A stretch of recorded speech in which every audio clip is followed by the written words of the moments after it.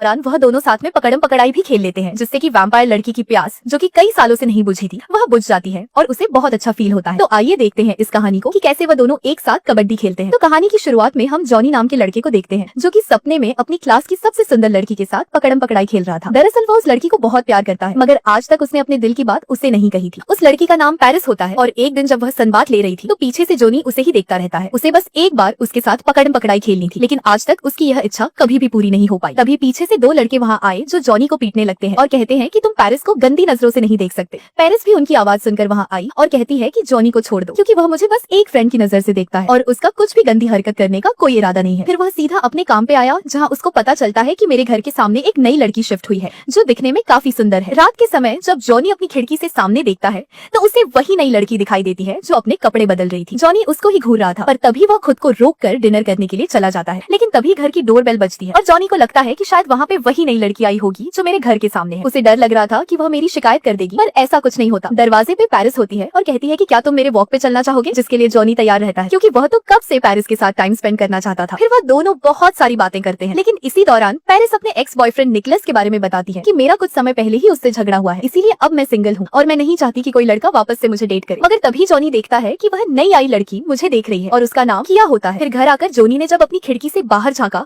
तो एक और बार किया जैसे ही देख रही थी। तभी अचानक से किया उसके रूम में आ गई और कहती है कि तुम मुझे बार बार क्यों देखते हो और तुमने ही मुझे बिना कपड़ों के देखा है। जॉनी डर गया था और कहता है कि उस दिन मैंने तुम्हें गलती से देख लिया और मेरा कोई गलत इरादा नहीं था। तो किया कहती है कि इस चीज की तुम्हें भरपाई करनी होगी, जिसके लिए जॉनी भी मान जाता है। फिर वह दोनों रात के समय एक जगह आए जहाँ किया अकेले ही एक बिल्डिंग के अंदर चली गई और बहुत देर तक जब वह बाहर नहीं आती तो जॉनी को उसकी चिंता होने लगती है, इसलिए वह भी बिल्डिंग के अंदर जाने लगा। पर अचानक से एक घायल आदमी दौड़ते हुए बाहर आया और मदद मांगने लगा। जॉनी तो बहुत डर गया था, तो वह वापस से गाड़ी के अंदर बैठ जाता है, जिसके बाद किया भी गुस्से में बाहर आई और उस आदमी को वहीं पे मार देती है। फिर वह कार में बैठती है और अपना सच बताती है कि मैं एक वैम्पायर हूँ, जिसे सुनकर जॉनी और भी डर गया था। उसे समझ नहीं आता कि इस समय में क्या करे। उसे लगता है कि अब किया मुझे भी मार देगी, पर ऐसा कुछ नहीं होता, बल्कि किया तो उसके करीब आते हुए किस करती है। अगले दिन जब जॉनी अपने काम पे आया तो उसे पेरिस की याद आती है कि उसका एक्स बॉयफ्रेंड निकोलस मेरा ही दोस्त है, इसीलिए वह सीधा निकोलस के पास गया और पूछता है कि तुम्हारा रिलेशन पेरिस के साथ कैसा था। तो निकोलस कहता है कि स्टार्टिंग में तो सब कुछ ठीक था, पर उसके बाद सब खराब होते चला गया। वह जॉनी से मदद मांगता है कि क्या तुम पेरिस से बात करके मेरी वापस से सेटिंग करवा सकते हो, जिसके लिए जॉनी हाँ कर देता है। लेकिन अंदर से वह नहीं चाहता था कि निकोलस वापस से पेरिस के साथ रिलेशन में आ जाए, पर अपने दोस्त के लिए वह एक बार पेरिस से बात करने गया और उनकी एक डेट फिक्स करता है। रात के दौरान किया दोबारा से जॉनी को अपने साथ ले जाती है और एक और मर्डर करके वह वापस से गाड़ी में बैठ गई। वह बड़े ही शौक से ब्लड को टेस्ट करने लगी, जिसे देखकर जॉनी थोड़ा डर जाता है। फिर जब वह वापस अपने घर आकर सोने के लिए गया तो अचानक से किया उसके बगल में लेटी हुई थी और वह अपना एक सीक्रेट रिवील करती है कि मैं लोगों को इसलिए मार रही हूँ क्योंकि उन सब ने मिलकर मेरे प्यार को मुझसे दूर किया है। यह कहते हुए वह जॉनी के साथ पकड़म पकड़ाई खेलने लगी और जॉनी भी जोर जोर से उसकी गुफा में धमाके करता है। उसके बाद रात के दौरान वह वापस से एक और शिकार पे निकले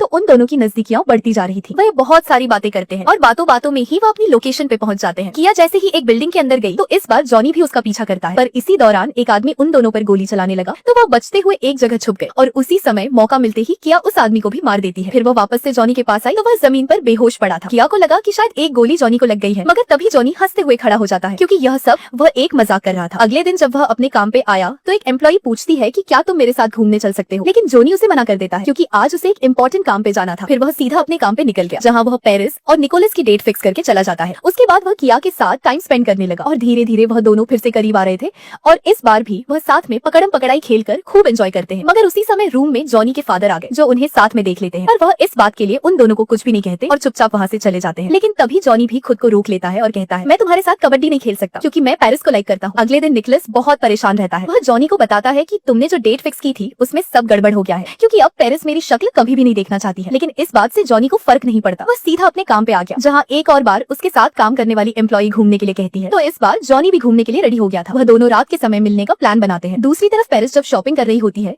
तो उसके सामने किया आ गई और वह जॉनी की बात करते हुए पेरिस को कहती है कि तुम्हें उससे दूर रहना चाहिए। फिर रात के दौरान जब जॉनी अपनी साथ वाली एम्प्लॉई के साथ घूमने जा रहा था तो वह देखता है कि पेरिस और किया एक दूसरे से कुछ बातें कर रहे हैं। जॉनी को थोड़ा अजीब लगा कि वह दोनों एक दूसरे को कैसे जानते हैं, इसलिए वह पूरी रात उनके ऊपर नजर बनाए रखता है। उधर उसके साथ काम करने वाली एम्प्लॉई जॉनी का इंतजार कर रही थी और जब बहुत देर तक जॉनी वहाँ नहीं आया तो वह अपने घर चली जाती है। अगले दिन जॉनी जानना चाहता था कि किया और पेरिस ने कल रात क्या बातें की थी, इसलिए वह इस बारे में सीधा किया से पूछता है कि तुम पेरिस को कैसे जानती हो, मगर किया कोई भी बातों का जवाब नहीं देती और चुपचाप खड़ी रहती है। जॉनी डर गया था कि कहीं किया उसे मार न दे, इसलिए वह निकोलस के पास आया और कहता है कि तुम्हें पेरिस का ख्याल रखना होगा और मैं इसमें तुम्हारी मदद करूंगा। वो वापस से उन दोनों को मिलाने का एक जुगाड़ करता है, मगर यह उसकी सबसे बड़ी गलती है क्योंकि रात के समय जब निकोलस और पेरिस एक साथ थे तो यहाँ पे हम पेरिस का असली चेहरा देख पाते हैं। वह निकोलस पे अटैक करके उसे मार देती है, जिससे हम समझ पाते हैं कि वह भी एक वैम्पायर है। फिर वह सीधा जॉनी के पास आई और कहती है कि तुम मुझे लाइक करते हो, ये मैं बहुत पहले से जानती हूँ, मगर मैं एक वैम्पायर हूँ, इसलिए तुम मुझे डेट नहीं कर सकते। जॉनी भी यह जानकर बहुत डर गया था, तो वह पेरिस से दूर रहने का डिसाइड करता है। फिर रात के दौरान जब जॉनी अपने घर में था तो अचानक से किया उसके ऊपर चाकू रख देती है और पूछती है कि तुम पेरिस से क्या बातें कर रहे थे। तभी वहाँ पेरिस भी आ पहुंची और वह किया के साथ फाइट करने लगती है, जहाँ उन दोनों के बीच बहुत देर तक लड़ाई होती है। लेकिन आखिर में पेरिस उसे एक सच बताती है कि तुम्हारे प्रेमी को किसी ने भी दूर नहीं किया था, बल्कि वह खुद तुमसे दूर गया ताकि वह तुमसे छुटकारा पा सके। ये सब सुनने के बाद किया भी रुक जाती है और उसे पछतावा होता है कि इतने दिनों से मैं बेगुनाह लोगों को मारती आ रही हूँ। पेरिस कहती है कि तुम एक नई शुरुआत कर सकती हो, क्योंकि अभी बहुत टाइम है और धीरे धीरे तुम्हें अपने लिए कोई पार्टनर भी मिल जाएगा जो तुम्हें पसंद करता हो। साथ ही पेरिस भी यह दुनिया छोड़कर जाने वाली थी, क्योंकि अब वह और इंसानों को परेशान नहीं कर सकती थी। और इसी के साथ हमारी यह मूवी एंड होती है।